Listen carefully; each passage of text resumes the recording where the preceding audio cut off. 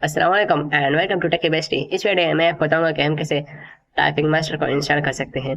तो typing master को install करने के लिए अभी मैं इसको ओपन करता हूँ। इसको ओपन करने के लिए ये मुझे पासवर्ड मांगना है। इसका पासवर्ड है 123 और मैं अभी इंटर पर क्लिक करके इसको ओपन करता हूँ।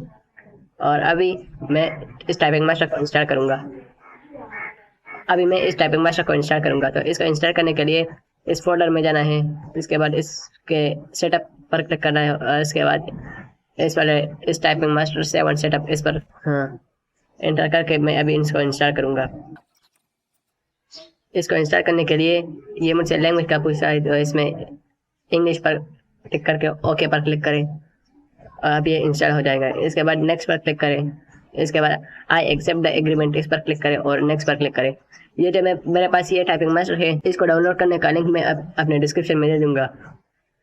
इसके बाद standard install, custom install, standard install इस पर क्लिक करें और नेक्स्ट पर क्लिक करें। Yes, I want to steer my typing tutorial for quick press इस पर क्लिक करें और नेक्स्ट पर क्लिक करें।